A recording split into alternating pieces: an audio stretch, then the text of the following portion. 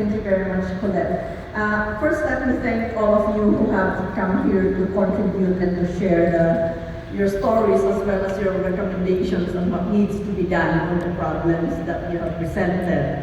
I've listened very carefully to your oral presentations, and I also received numerous documentation on this, which is very good. I would suggest that you also send us those things to me by email, because I can carry all the hard documents, but I have to send copies as well to the office in Geneva, as well as to other relevant persons. So those who have put those documents together, please send it to me. The email is indigenous@ohchr.org.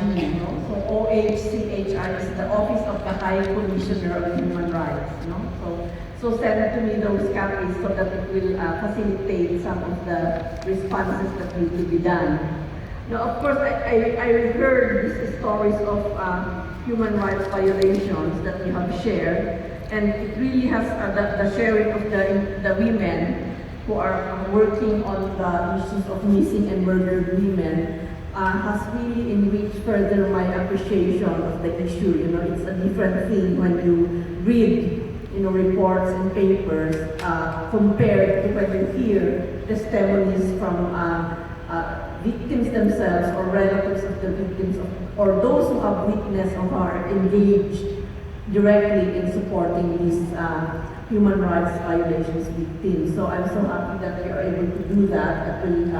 It gives more flesh and blood to the stories, and it's not just about cold facts. It's really about lives and about human beings, not treated in the way that they should be. I also appreciate, there are some issues that have come into the picture, which were not, of course, happening during the time that my predecessor, Professor Anaya, came. Like, for instance, this Bill C-51, that is a new development that it's not there in his report because that didn't happen when he visited, And I've read about it, about how some people already have been labeled as potential terrorists, and I think that's really a very dangerous precedent. That is one of the common picture that we see also all over the world, There are now a lot of acts, anti-terrorism laws that are put in place. But what is happening is that indigenous peoples who are protesting are the ones who are victimized by these laws. I've had a discussion with the Chilean government, after Michelle Bachelet came into power last year, and I was at the session of the Permanent Forum. That was the period where the Mapuches were being arrested and put in jail, and they were in hunger strike in Chile because of the anti-terrorism law, which justifies those kinds of actions. And in the meetings I had with the government authorities, because this was done by the previous government, President Bachelet has already sort of called for a review of the anti-terrorism law of Chile, and also went to visit the hunger strikers and brought them to the hospitals. So these are the kinds of potential bad impacts, of adverse impacts of such laws. And we have several examples of those already that are happening, and I hope that you will be able to strengthen your campaign against such kinds of bills. I don't know what the state is in terms of it being adopted into a law, but it's really a big work on your part to ensure that it doesn't get passed, and it will not be used against legitimate protests of indigenous peoples, especially those who are doing all these things that you have told to me. The other thing is, I really learned a lot. I learned a lot just in this afternoon. For instance, the point that was raised by National Chief Perry Bellegarde about the First Nations being number 63 in the Human Development Index. I remember I also looked at that. That was also an issue that came out when I was still with the permanent forum. But at that time, First Nations were in number 49. No? So that means that the situation has worsened because now in 2015, the data will show that you are number 68, no? 68 or 67. So I think that's really a very bad indication of what kind of progress is being achieved in terms of addressing the issue of poverty and a low level of human development index and well-being. No? And of course, it's a very important for Art Manuel to show that the percentage of land that really is being controlled under the control of indigenous peoples is 0.2. And rightfully so, the link between the lack of access and control over your own lands, territories, and resources is directly related to this kind of human development index. We always say, and in fact we don't even want to use the word poverty, we say that indigenous peoples are impoverished because they don't have access and they don't have control and ownership over their lands, territories, and resources. And I think really it's good for us to be able to document that kind of direct relationship because then it will strengthen further the assertions of indigenous peoples that the right to self-determination, your right to cultural integrity, your right to your, to your governance systems is very much directly linked to your ownership, control, and access over your lands, territories, and resources. For as long as that access and control and ownership is not there, then the undermining of the cultural heritage, the weakening of the right to self-determination, as well as weakening of the right, your own right to development, will take place.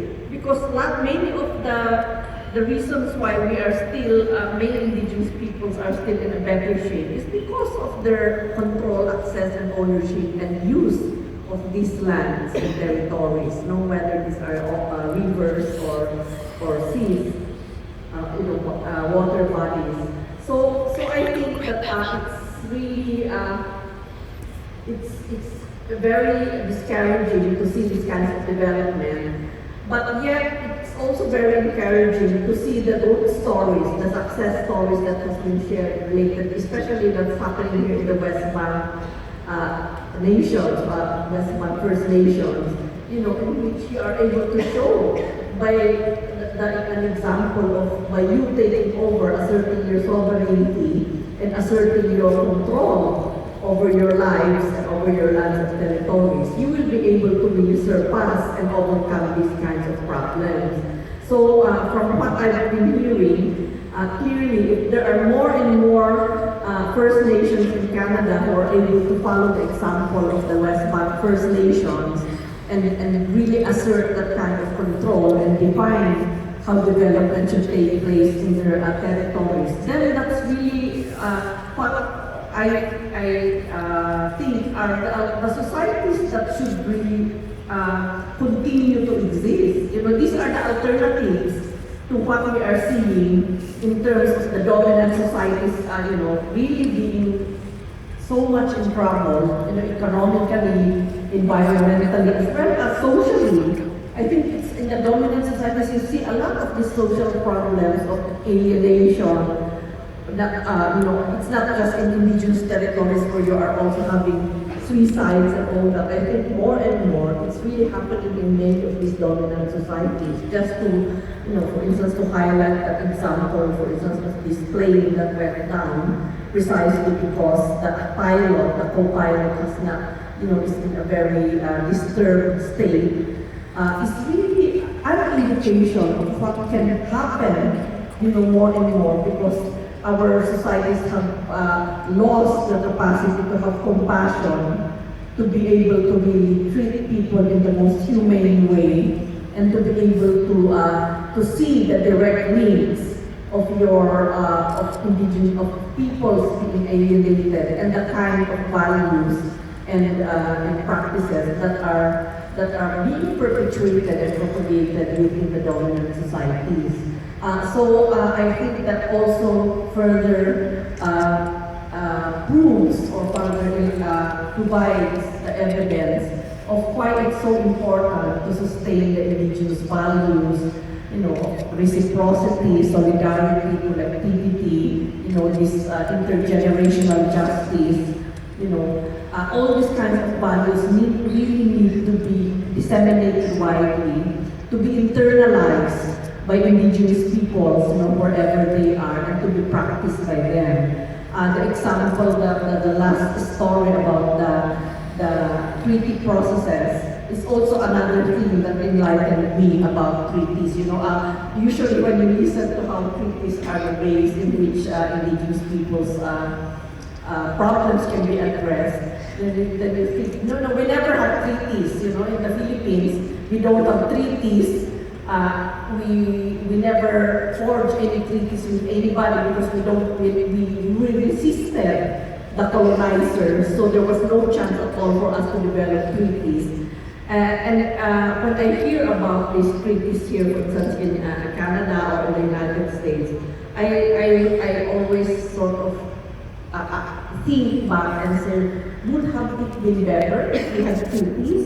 But now that I hear about what's happening here in British Columbia, then I think that our elders were right, that they would not enter into any treaty agreements with the colonizer because it's always a treaty that is between two parties who are very unequal, who two parties wherein the other party has a dominance over the power that's there, and the other ones that are trying to develop these treaty agreements are in a very disadvantaged position. So you cannot really come up with an equal treaty if the balance of power between the two negotiating bodies is so skewed. How can you expect to come up with a treaty that really will reflect the kind of balance and harmony that's needed whenever you create a treaty agreement?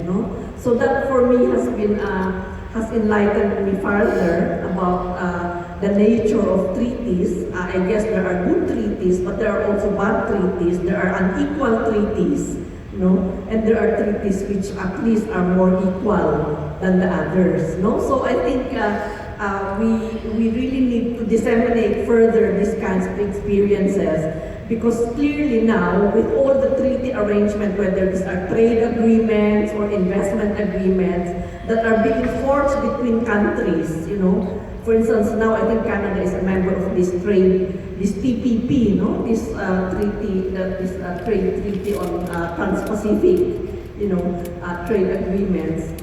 This is really very bad because I've read and I've talked to the ones who have been analyzing this treaty, and they said that it's not just bad for the country, it's of course even worse for indigenous peoples, because there are many provisions in this TPP agreement which will undermine the assertion of indigenous people's rights.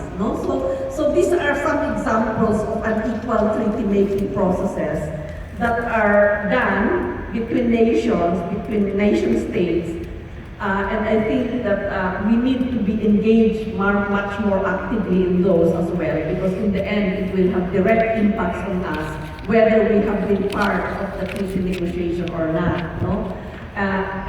Finally, I also wanted to highlight that this point that you said about the need to shine a spotlight, on these kinds of issues is really something that the rapporteurs are supposed to be doing. That is our mandate. How do we spot the spotlight on countries who are either doing very good work or the ones who are really doing bad? Both, in both cases, and then engage into negotiations, conversations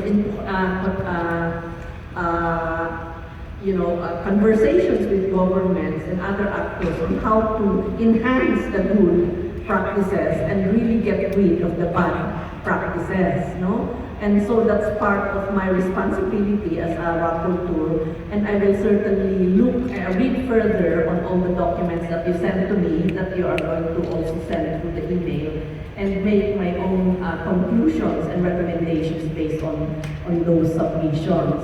Finally, just to again pick up on what has been said by Chief Stuart Philip as well as National Chief Perry Bellegarde, that we should be working on further on getting the government to officially invite me here to Canada. No? I would certainly welcome that. I think the Assembly of First Nations have a possibility of pushing the government for that, but I will also ask my colleagues in Geneva to officially write the Canadian permanent mission in Geneva that I'm seeking for an invitation. No? And the process is usually if I write to the permanent mission in Geneva, they will send this to the national capital, and then the national capital will make a decision. But if there is a greater pressure from all of you, then that will also put that kind of pressure on the government to invite me to monitor on how the recommendations of my predecessor have been implemented. I will also write communications to the government using the input that I received today. No, this is what's also important during this kind of meetings, because I can officially write that and say, I went to Canada, although I wasn't officially invited, the Indigenous peoples graciously invited me to listen to what they would like to say, and on this basis, I'm writing these letters to you. No? So again, there are many possibilities that can happen, and I would like to end by again thanking you all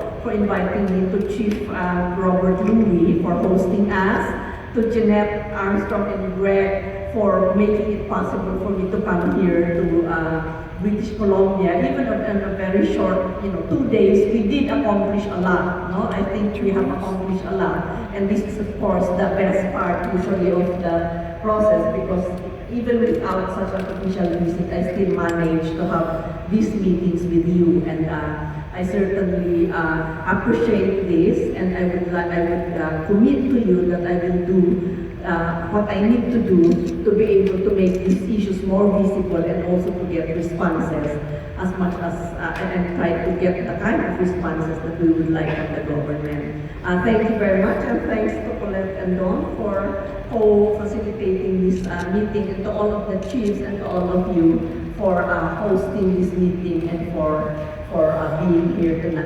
today. Thank you very much, and I wish you all the strength and luck in the work that you are doing. Thank you.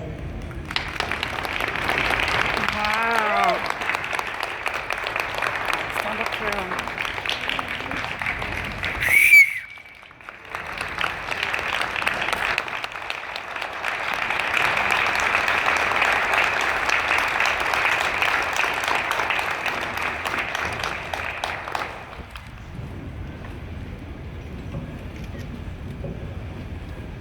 Thank you, Victoria, for closing remarks.